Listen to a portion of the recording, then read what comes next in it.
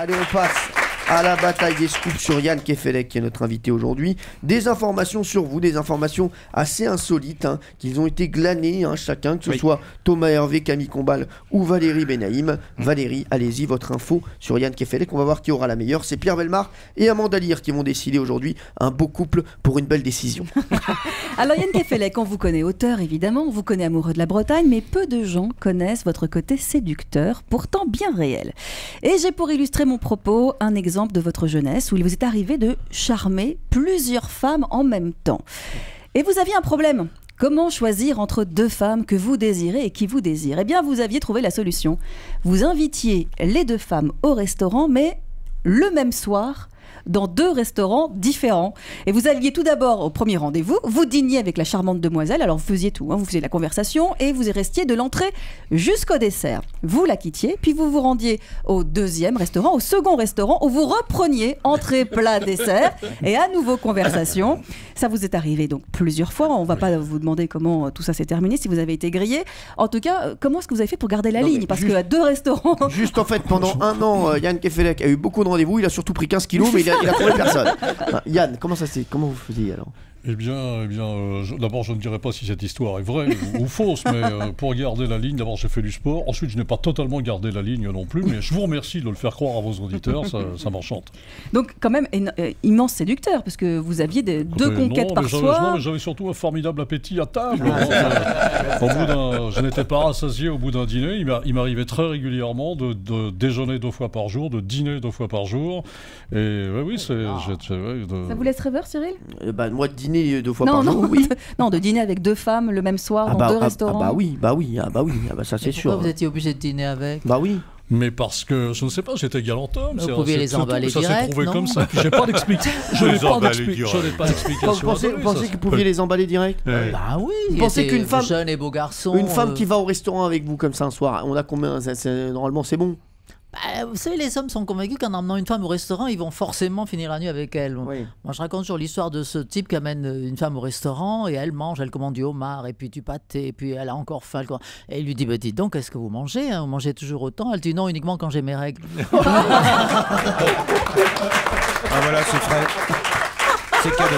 Merci, c'est cadeau, c'est Amanda Lear. Merci Amanda. Allez, l'histoire de Thomas Hervé. Moi je vais demander quand même à nos amis policiers d'éteindre leur poste si jamais ils écoutent, parce que la révélation que je m'apprête à faire ne doit pas être entendue par les services de police. Car en effet, Yann Kefelec roule sans permis de conduire. Non. Enfin, roulait sans permis de conduire. Donc, qu'est-ce qui s'est passé? Un jour, vous le savez, il a tout simplement appris à conduire sur des tracteurs. Et puis, avec l'argent du concours, il s'est dit, je vais me faire un petit plaisir. Et il s'est payé une Jaguar. Mais attention, une Jaguar magnifique, flambant neuve, toute bleue, extraordinaire. Sauf que, je vous le rappelle, il a appris à conduire sur un tracteur.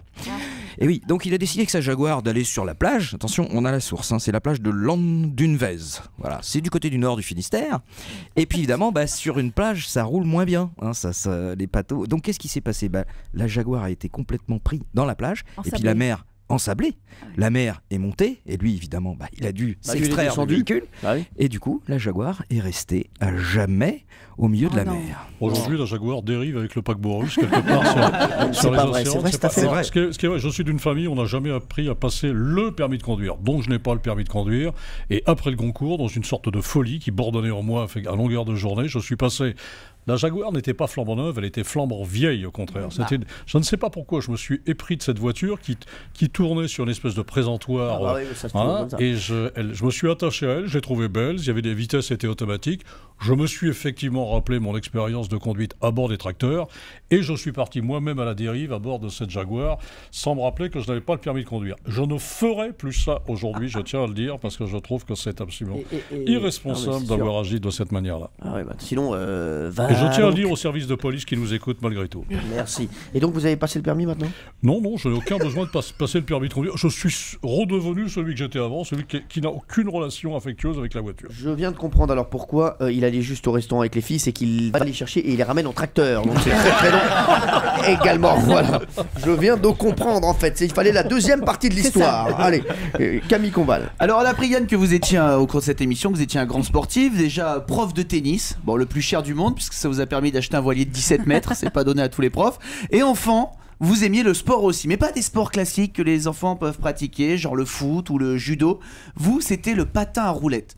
C'était votre passion quand vous étiez enfant. Et dans les années 60, il faut quand même rappeler, les patins ne sont pas les patins d'aujourd'hui. C'était des plaques de fer avec 4 roulettes en dessous et avec des lanières en cuir, on l'attachait sur notre chaussure.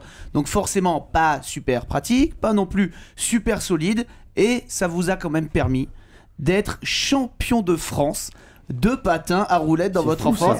La compétition a été organisée lors du salon de l'automobile, porte de Versailles à Paris, et vous étiez tellement à fond selon ce qu'on nous a raconté que vous avez cassé 5 paires, tellement vous les malmeniez pour parvenir à gagner cette compétition. Ouais, alors effectivement, c'est le seul bon souvenir d'ailleurs, que je garde du salon d'automobile à cette époque-là. J'avais un frère qui était passionné de voitures. Tous les soirs, avant de s'endormir, il fallait que j'accepte de parler de voiture avec lui, de lit à lit. Sinon, eh bien, je devais endurer ses brimades. Donc jusqu'à 1h du matin, on comparait les mérites de la Simca, de la Citroën, etc. Et je devais l'accompagner au salon de l'auto. J'y suis allé. Il y a eu ce championnat de patin à roulettes appelé championnat de Paris et non pas championnat de France, fort heureusement. Et on nous prêtait des patins à roulettes Midon. J'ai usé 5 paires de patins à roulettes pour faire ces tours de piste. Et en effet, j'ai été le vainqueur ce jour-là, grâce à mon frère aîné, mon frère Hervé. Mais pourquoi il y avait du patin à roulettes au salon de l'auto? Je sais pas, parce qu'il y avait des roulettes. C'était une manière de rappeler que ça commençait par le patin à roulettes et ça finissait par la dernière Citroën. Eh ben écoutez, très bien. Bonne anecdote de Camille Combal. Pour vous, qui avait la meilleure, Pierre Bellemare et Amanda Lear? Eh bien, je vais vous dire, la plus étonnante pour moi, personnellement, c'est évidemment la Jaguar qui arrive sur la plage, je crois, et qui s'enterre, et qui reste là, non? Amanda? Oui, non, j'ai du mal à croire de toute façon l'autre, l'histoire du restaurant, draguer les filles. Mais c'est pas vrai ou faux, hein, c'est vrai. Ouais, non, mais même, mais c'est pas. Vous aimez la Jaguar aussi? C'est assez pathétique. Sympa pour l'invité. Non, je préfère l'histoire de la Jaguar. C'est vrai que l'histoire de la Jaguar, c'est quand même plus glamour. Déjà, une Jaguar, ça devait être la vieille, la fameuse. C'était la vieille, exactement. Oui, voilà, la X12 avec 12 cylindres qui tombaient en panne tous les quarts d'heure. Elles étaient très belles, elles avaient une ligne magnifique, je trouve ça très beau. Une Jaguar sur la plage. On en a laissé les vieilles sur la plage. Ça, c'est sûr. Merci.